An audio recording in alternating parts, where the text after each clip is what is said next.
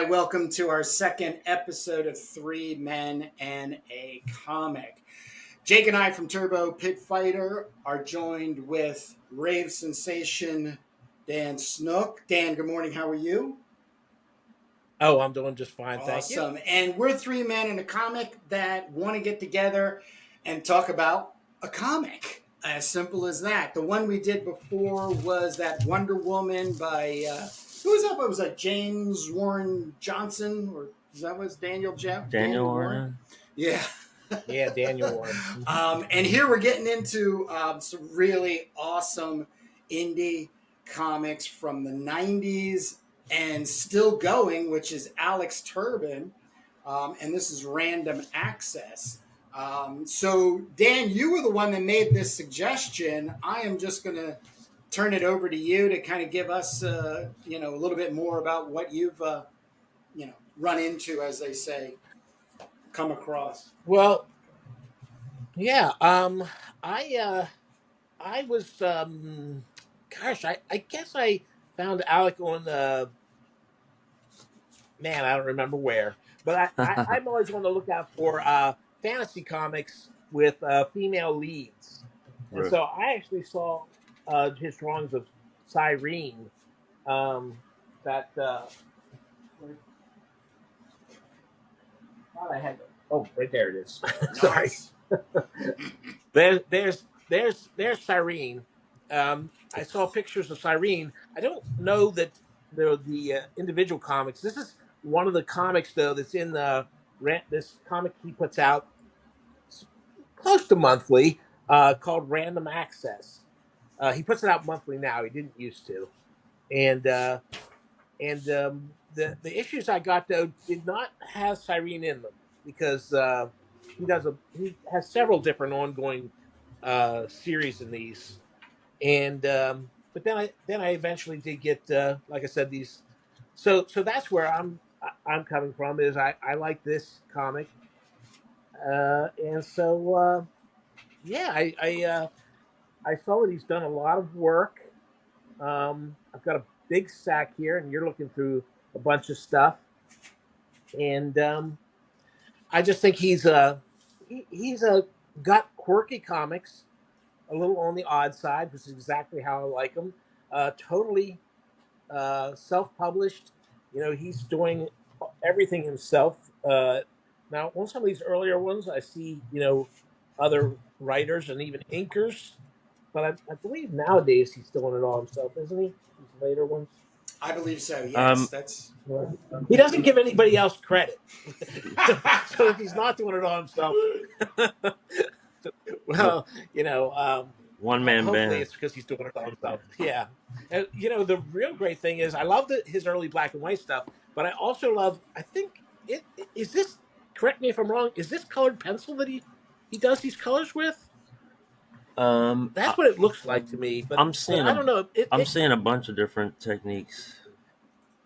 Yeah, I think the ones I like. I think if it's not colored pencil, he's getting a very good color from his digital color. Let's put it that way. So, Yeah. so I'm seeing a bunch of different formats here, and Kurt said, "Hey, Jake, for this episode, look, we're all going to get Random Access #1." So I ordered it up off his website, and then you get all these freebies, which is great. I guess Alex is got some extra stock, and he's promoting his stuff, and he's showing how prolific he is. And Kurt is absolutely right. This one starts out in 1994, and using the Geneva font, so that really dates how far back. We all know that's the technology of the day. And then we have these later ones. So this is #1, but then you got #1 Volume 2 here, and it's a thinner book. It's all in color. It's kind of a different style if you compare. What year is that, Jake? Yeah, the year You got that one isn't. in your right hand. Yeah, the #1 from Volume 2 is not dated, but Okay. but it looks like, excuse me, he's really settled in. Sorry, my Ooh. voice is killing me there. It looks like he's really settled into like his permanent final style, you know, with the later stuff. But as I understood, guys, we are going to walk through the random access #1, right? We are. Yeah. Okay, Yeah, great. that sounds fine to me. I do have a copy. This is the newest one, and again, it's not dated. Now he said he temporarily had to drop the color so that he Yes. could catch up, as he said. Yes. So I'm not sure. I don't know if that means catch up financially or if it just takes him too much time. Maybe both. But Yeah. Yeah. Did you The say thing is this? that the thing the thing is that I came to Alex via the suggestions made in the YouTube, and he was reviewing an old 80s black and white, and it was a comic I didn't wasn't familiar with, and watched the video all the way through, which his videos are lengthy. They're usually over 20 minutes, sometimes leading to 30. But he does such a deep dive into the mechanics of the book, the storytelling, the paneling, and stuff. So I got hooked to him like right out of the bat. Now, I just want to put a disclaimer here from going forward is that we're probably all going to end up with more questions than any kind of resolving answers. We're hoping that this video actually can reach out to Alex and get him on, and we could have a sit down and find out more about him, because he's got a good growing channel there on YouTube for Alex Turbin. And we're going to go through Random Access, which is the beginning, but I can tell you right now, because my first question is, I don't believe Alex is publishing this. I believe what's his name? William Renfro for Parasite Graphics is the one that kind of gets it going. So Huh. I think that's something that happens, because I did end up reading this part in the back, and then there's a little Alex does an explanation for Mage World, and then Renfro does basically this sort of like, "Hey, hello, here we're going." So, um, we got the enigma wrapped in a riddle, wrapped in an apple pie here. Yeah. So, for us, we're just gonna just go through this issue, because he's also at that 1994 point, dealing with Image Comics and the style of Image Comics and the self-publishing bent to it. I'm guessing, here's the big question, I'm guessing he's around 20 years old. He might, hmm. I'm thinking he's probably a little younger than Jake and I, by maybe like 5 years or so. So he might be just getting into his 50s. But I would put him out at, 20 years old. So that's one of the things I do also enjoy about the book is his, I use the word struggle, but, the competitiveness and in trying to get a share of the market back then. So yeah, it's uh, like you say, there's probably the two people involved because here's the second one. This again doesn't look like he sell. This looks like it was uh, printed a while back. It's on newsprint and stuff. But those are the only two I've got that look like they're newsprint or anything. And then here's Random Access Volume 1, Number 3. Is this it? Is this number? No, not that's not this. This one is. uh, this one is, and this one is looks like it was probably, you know, this looks like it's probably being printed the way he does stuff now. So, Yeah. hmm. and and it already does not have any of those other people's names on it. So that's a question really for if you get to talk to him. I mean, what's the timeline on these things? And Well, the how late long ago was it? Yeah, the later ones, the later ones looks like I counted 12 pages of story here. So these are Yeah. basically, I mean, this is like a teaser of this length. It takes me and Kurt Right. like months to do. And if they're really, did you say that they were keeping to a monthly release schedule on these? Well, I wouldn't actually say it's quite monthly, but I mean he's trying. My Yeah, question though is why this volume three, this other volume three? When did that come out? Because yeah, I just question what's going on with the numbering and stuff, and what is a little confusing. That's all I'll say. Yeah, Um, there's also this Takua press down here, um, yeah, on the later ones. So you see the Renfro here, and Renfro kind of introduces himself in the back of issue number one, all the way in Yeah. '94, Yeah. in Geneva font, and or maybe this is Chicago font, but the the William Renfro, and he was with Parasite Graphics and it looks like they're both out of Bangor, Maine, or no, yeah, it's published out of Bangor, Maine. But does anybody know where Alex is based out of? oh, you know something? Probably if I had kept hold of some of the Yeah. numerous things I get from it. I was just thinking the I same might be able thing. to tell you. I don't know. Sorry. Right.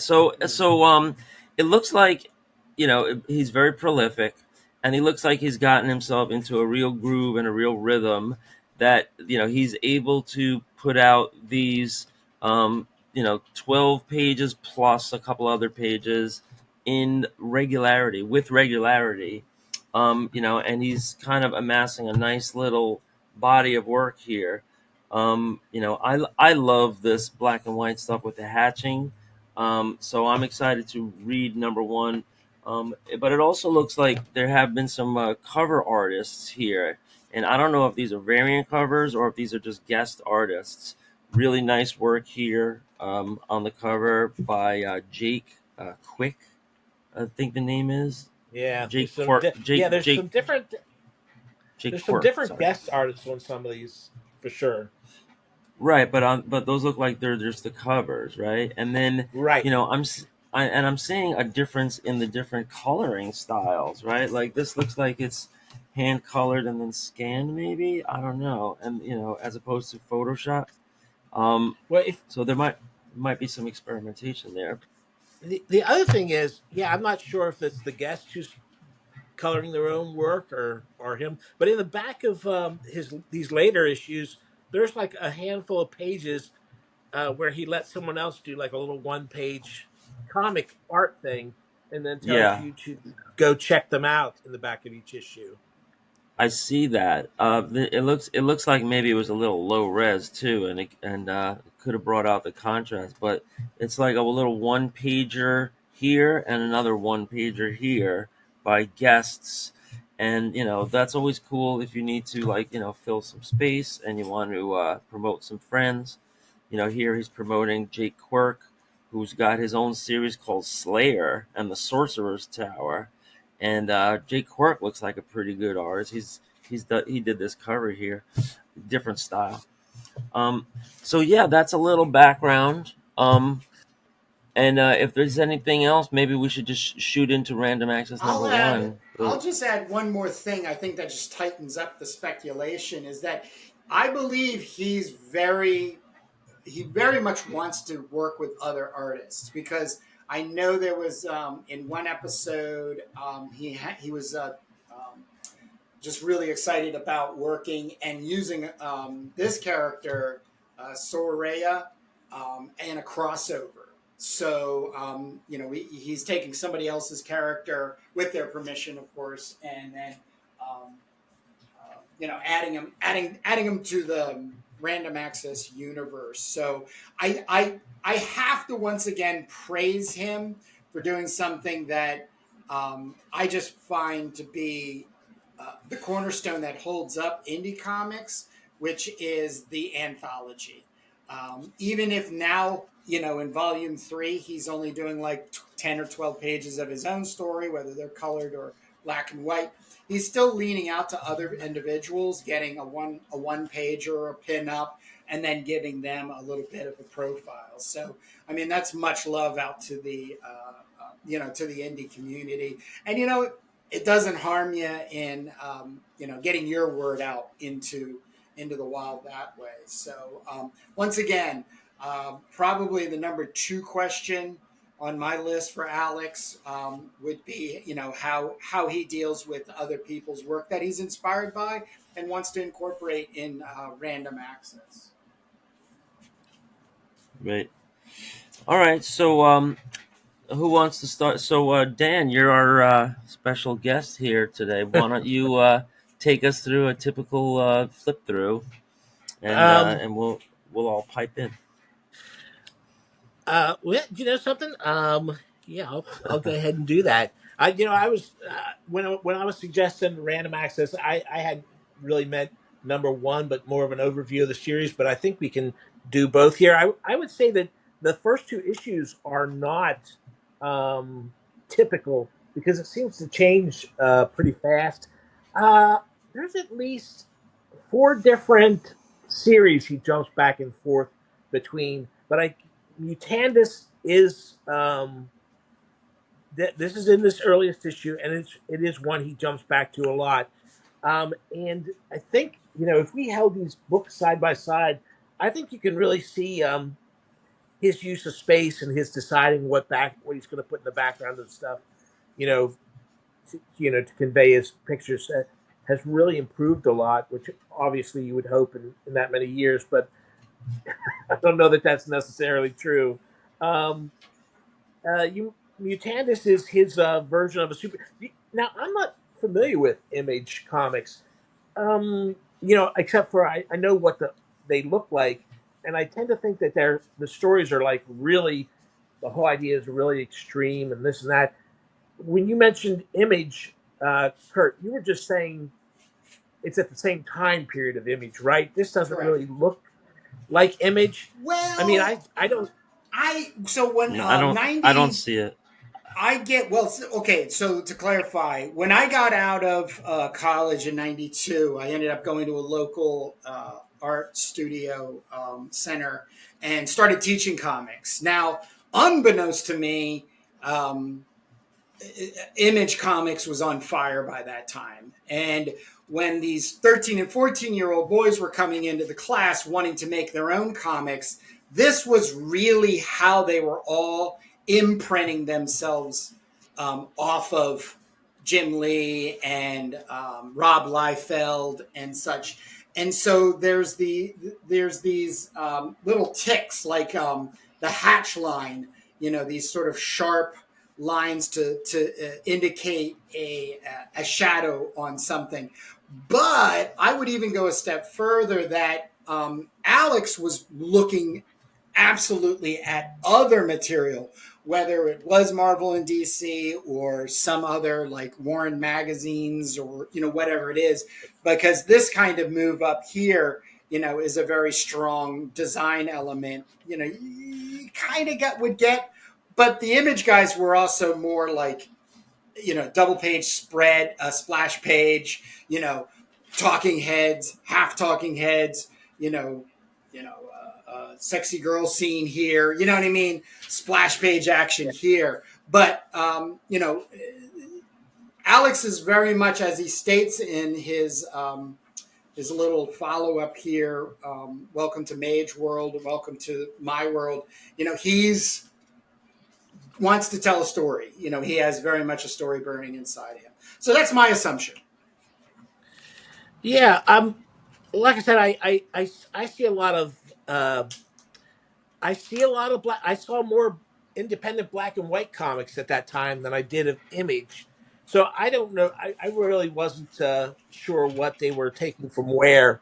Now maybe that hair, like you're at Yeah, the on that first page, that yeah. hair seems to be very, very much of the time. And then on the next page, when something weird is going on with the body there, those that look kind of says a lot to me about the way the black and whites were at the time, and also the part of that car. Now, one thing in my mind, I remember.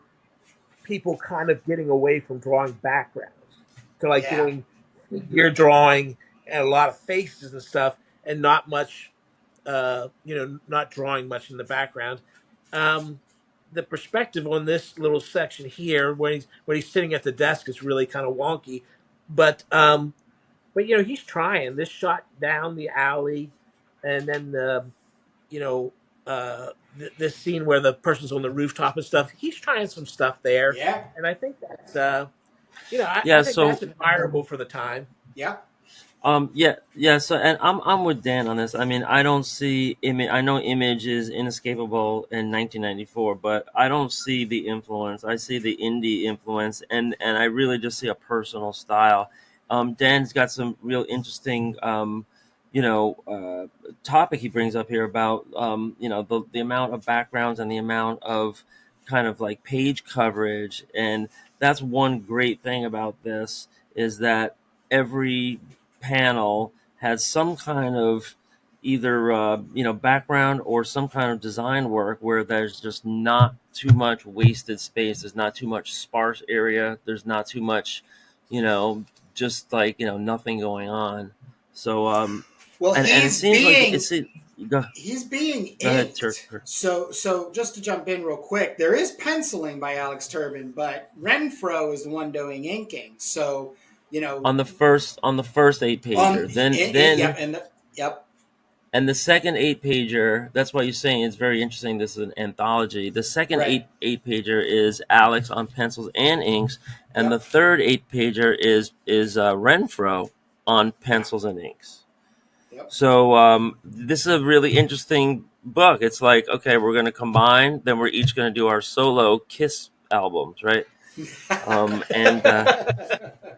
And yeah, so eight times three. This is a nice comic here. You have 3 8 pagers in here.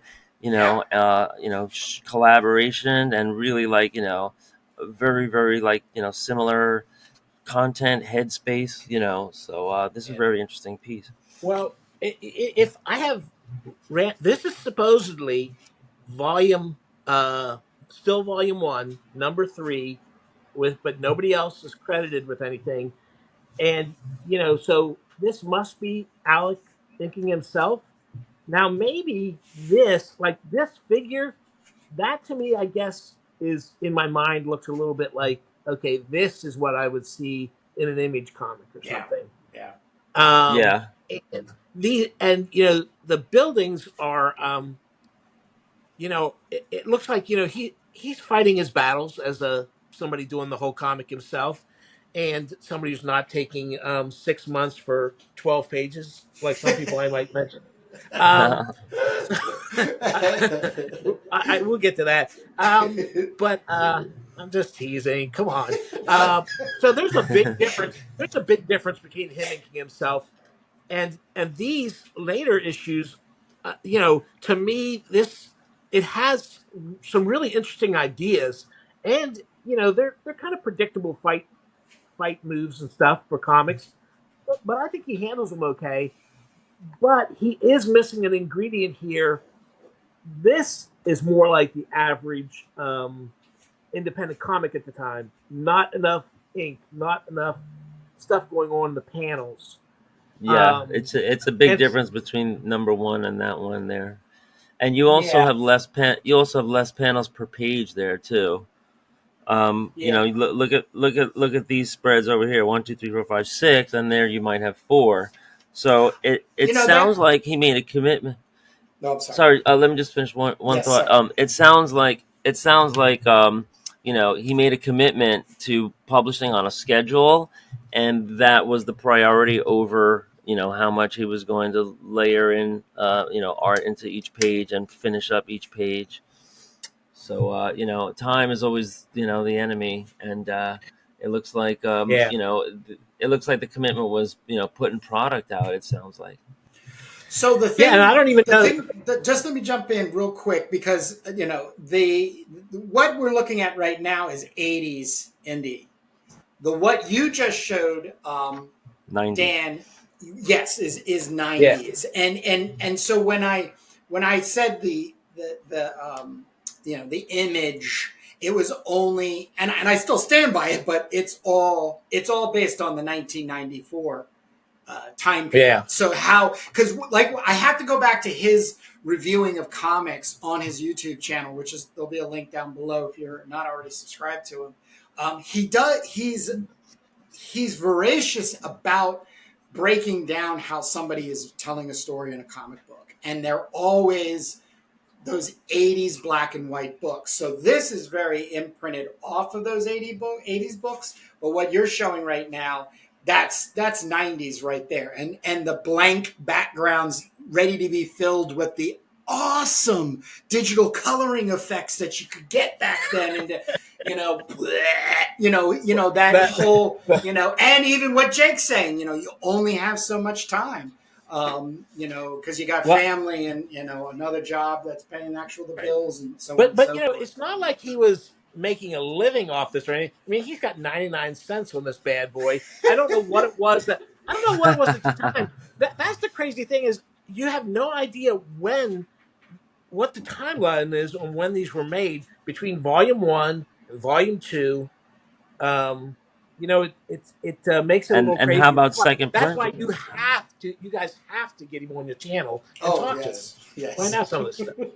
And how about 'Cause I second need, printings? Right? Did number one sell out and then they put it back out because this has mine has 250 on it, and this is 1994. If he's doing 99 cents, maybe this is updated. yeah, I think this is probably, yeah, I think this, I mean, this is, yeah, I mean, this is definitely not something that was printed, you know, this was printed the last couple of years, I from mean the looks of this paper.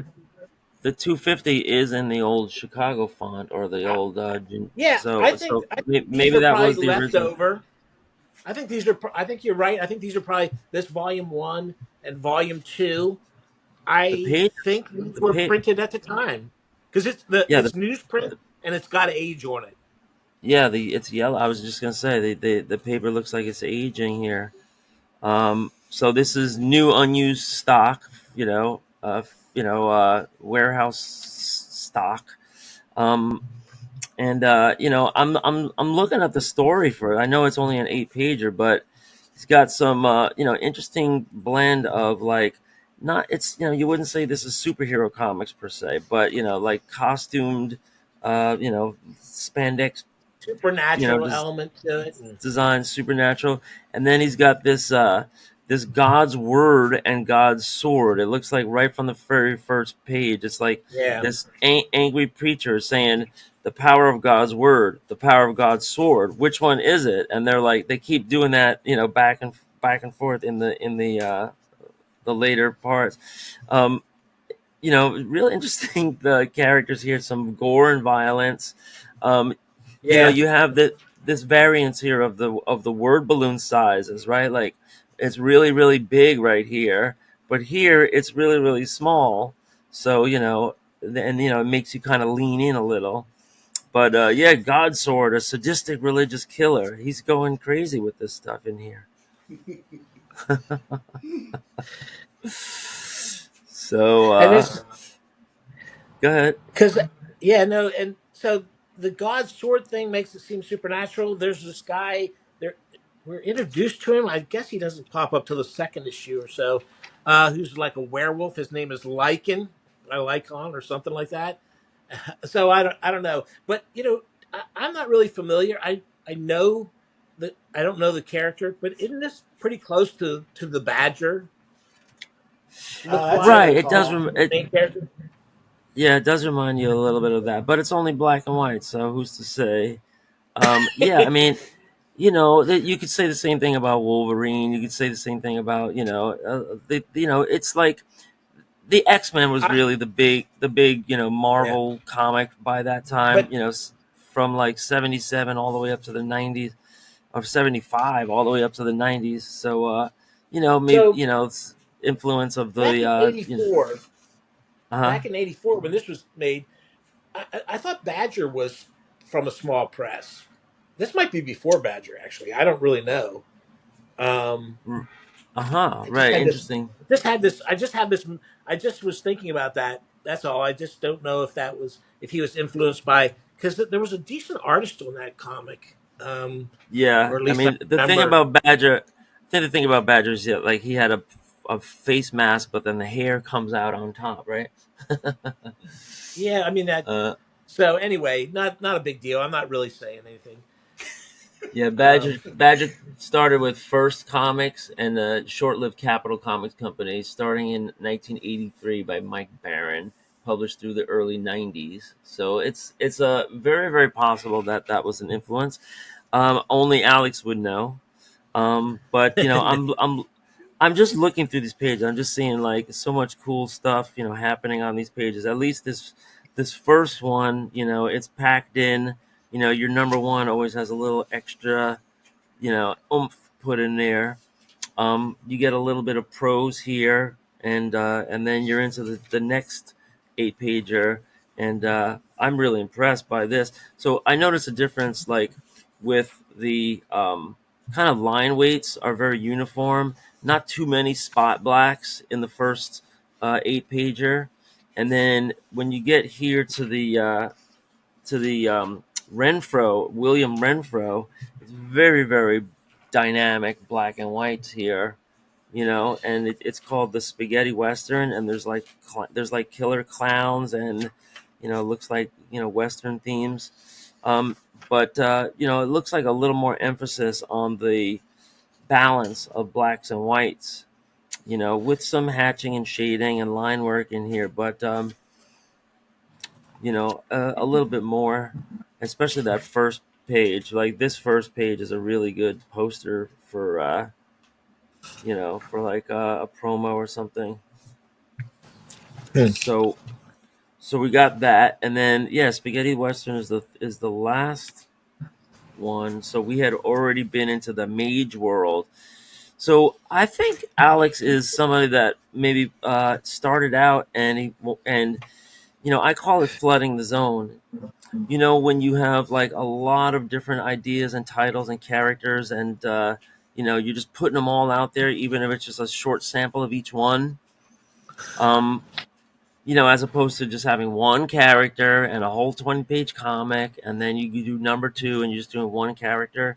It seems like there's a lot of ideas swirling around here, and you know, world, you got the whole world, the mage world, you got the mutandis, and then the you know, and the collabs. I mean, this So is a if I busy could jump person. in, so time wise, you know, I think, and just to jump on what Jake's saying, you know, this is the time where you could get large story arcs going, you know, through infinite amounts of you know, floppy issues, right? So the 80s and the 90s and even before, you know, Marvel, DC, you know, long running X-Men titles, Uncanny X-Men, you know, they were the soap opera kind of thing. You know, one of the things that we live in now when it comes to comic creators is everybody starts thinking in the graphic novel terminology. So they want something to be completely thought out, fully formed, maybe brought out in 6 issues, floppy, and then brought together in the trade paperback to be that official um, graphic Graphic novel. novel. But the thing that I really miss about comic books back at this point, when you were reading them, no matter if they were independent or they were the big guys, if there was like an error in the story, you know, you got it in the letters in the back. You know, someone wrote a letter and said, "Oh, in issue number 32, you know, or 132, you know, Mister Roy Thomas, you said, you know, so and so was going to do this, but in this newest issue, you know, like that." But then what it would do, it would cause that next issue to hammer out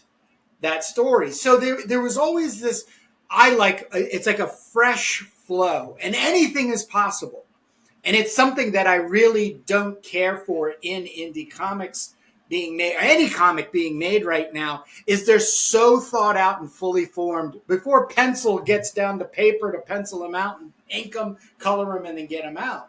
So I really have to applaud him because, you know, the one critique I have for him is the fact that you have to find Mage World Part One. Like it's like, okay, to be continued, and then you turn the page and you're like, okay, then you're reading, you're like, oh, Mage Part One, what's going on? But then it's obviously a whole separate set of characters and story, and then he takes you to Welcome to Mage World. So and he says, he's ready to launch. He's got ideas and he has feelings about things, and he's going to take us for a ride. So every issue, he's going to give us something. But on the out here for me, this when I read this story, which is really good, by the way, Spaghetti Western. Did you guys remember Rack Graphics and Chaikin, the was Evershade Man or whatever, the guy who Shade did the Changing. Shade the Changing Man, yeah, Chaikin the Shade, yep. Um, that was also a very popular comic to imprint because they had a video game made of his. He had a video game. He's still living off of residuals, I think. For some Japanese company came in, and he works off that. So I'm just really excited about how many styles and really kind of time senses that Alex and even William or Bill Renfro, are dealing with and putting this together. It feels loose, and it's ready to just keep me dazzled every time I catch an episode. So mission. Well, I'll go next on the outs here. I've just been flipping through Random Access number 2, printed on this kind of like gold paper, and this one is really intense. It looks like they're following the same format. There's story 1, story 2, and story 3, so they're just continuing on. But really, they get into some stuff here. I'm just following the action that's going on. They talk about how the guy found this sword. It's a demonic weapon. Then they have this like confrontation with the superheroes, like in the modern day, and they're doing all this like campy dialogue. I will. I will deal with the other sinners. Who's the sinner here? You're the one who killed doctors, butchers, killing babies. They deserve no less. You killed innocents. No one is innocent, not me. Look, he runs him through, and then he's radiant. What happened? He's breathing, thank God. But then the guy's like, "My Lord, what have I done? I've betrayed my faith." And then she hits him with all of her firepower. I think her name is like Firelight or something. So then look at this panel. He's got like it all divided by the cross here, and he's going through the whole backstory. I had a damn like traumatic childhood, and this is crazy stuff. On and on it goes. They patch up this guy. He's half cybernetic now, and he's back in business. And then this whole panel, it's just going, man. This is crazy. What's going on here? So a lot of value on the page. I'm not sure what Yeah. happened with the format here. You got like a wasted inch up here. That means it sounds like it came over from like a zine format or something. But wow, yeah, I'm sold. I'm converted over here.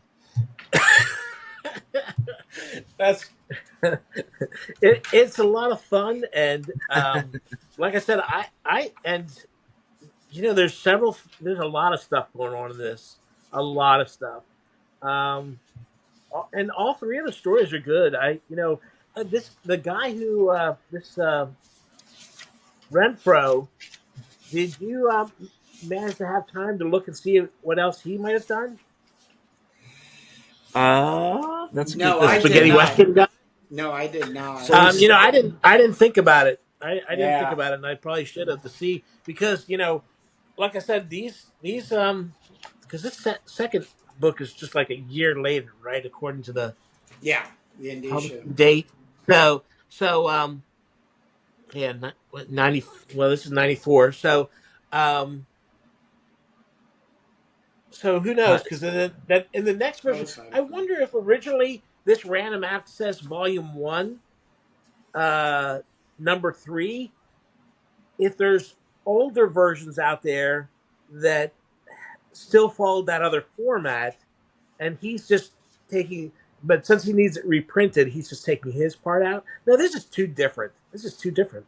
So I don't know what the deal is, but it looks like those first two issues are the only ones they did together. So with that Yeah, said, but that I would suspect that, just like every good comic book company that comes together as a group of friends, there's always some element that comes along that life hands somebody, and they move on.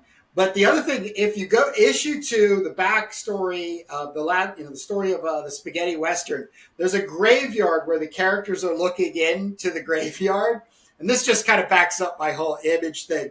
On the tombstone, Liefeld, McFarlane, but then it goes out to, Turbin, Baker, Corbin, Sim, Smith, Miller. So, I always love that. Lee, Moore, they're Wrightson, they're pinning their champions, their influences are showing. yeah, but it's like what you doing as a kid. Like, I'm coming for your career, Todd McFarlane. I'm gonna be the next. You're gonna be in the grave. I'm gonna, that tenaciousness. So, yeah. Do you have anything on the on closing, Dan, for this No, review?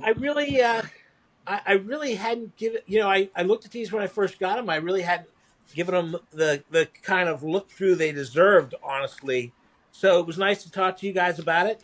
Yeah. Um, like I said, it does it these two first issues, and even what's changed between the different issues. Uh, I think that'd be an interesting topic. I'd love to have you guys talk to him and as part of your exchange, if you can finagle him. It will be. We can try. Yeah, yep. I'm definitely gonna. Right now. We're going through all of the first round of creators, giving them the opportunity to give us an update. Which, after this recording, we're gonna sit down with you, Dan, and do your indie creator exchange as a Rave YouTube sensation. podcaster. Yes, for Rave Sensation. So, with that being said, Jake and I just have to thank you for taking the time to meet with us and do this second episode, which we also really hope we can keep continually doing, which is Three Men in a Comic. And I'm going to put a link down below for our channel, because this will be hosted on your Rave Sensation YouTube channel. But Jake and I do a comic book called Turbo Pit Fighter. So every Sunday, Jake and I get together. Jake does primarily writing Say and what? penciling, Oh and yeah. I do the inking and running the podcast. So every Sunday we get together and do that. But we have these breakout segments. But we're both huge fans of Rave Sensation, and always looking forward to your videos. So we hope you don't stop. And we know you've got tubs and tubs full of books, so there's no reason you And shouldn't. I But and I haven't really stopped collecting different things either. So unfortunately, there just keeps getting more and more of it. it just keeps Um, good. One hey, one hey, day I got to go to Dan's and with I got to bring a couple of long boxes and do a big trade. Some Go swapping. out to your storage or something and do a big That'd be trade. great. yeah, it's just a That'd be big great. storage locker. It's like the size of a garage. It's crazy. But you guys were making me jealous with some of the stuff you find too, because people who like us who like these uh, independent comics that are like a couple decades old, you know, we live and breathe off digging through stuff. And I know Jake got a couple of really great things. And Yeah. where were you at? Florida? Is that where you got those? That one Yeah, last man. haul? If you ever make a trip down to Daytona Beach, there's a store there where you could go crate digging and everything's a buck, and you could really find some stuff. I went through, I don't know, like maybe 35 boxes, and I pulled out maybe like 65 comics. Got them all for a buck. The guy gave me a couple bucks off, and then I had to leave, but I could have been going through maybe 100 boxes. They had there. More, the majority of the stuff I didn't even get to. So I'm headed back, and that was only one store. So there's a lot. And Yeah. I also went to Orlando and had the same thing. Although the Orlando place, I got through all the dollar books before I had to go. So The stuff is out there. You just got to dig through the crates. That's Yeah, that's the thing is making time. I yeah, was just at Ocean City with my daughter's softball team was playing a tournament there, and and you I snuck just off, did didn't not you? have there was I wanted to, and I stopped on the way somewhere. But first off, it was Father's Day weekend, so the place was the little area, the downtown area, was packed with no parking. I got into a 15-minute park and ran in real quick, but I just did not have time to go through their stuff. Didn't look like it was going to have a lot, but my local store on Father's Day had their big dollar sales, and that's a great one because they have a ton of stuff that they don't have room for in the store, and it's mostly when they buy a collection and they Yeah. don't want to put it into the store, Yep. and that's the stuff I want. Yeah. And Yeah. so to miss Yeah. that once a year thing was kind of like, God, I'm at the shore and I can't get to this thing. Oh well, what are you gonna do? And But and yeah, go yeah, ahead. it looks like. I mean, we'll talk about your show on the next podcast. But it looks like you're finding consistently good stuff with it all within pretty much the same era. Uh, yeah, yeah. There's a certain sweet spot for me, and you can kind of tell from the covers. But yeah, we can talk about that in the next one if you want, in the next video if you want. Absolutely. So this was Absolutely. not quite so long. No, Right. So, we're folks, coming up on the 45 minutes. Yeah. Go ahead, Yeah, Jay. yeah, you're gonna have to edit this hop up. bad boy. Yeah, hop over and continue the conversation. We've already spoken to Dan twice, and so this is our third meeting. We're gonna tape one more today, and it's a great meeting of the minds here. You could, because we're all comic lovers and comic reviewers, and yeah, that's it. Kurt, take us out. Awesome. Yeah. Thank you, everybody. Get back to reading comics, making them if you choose, and we'll see you out there. Have a great one, guys. See you in the funny pages. Bye.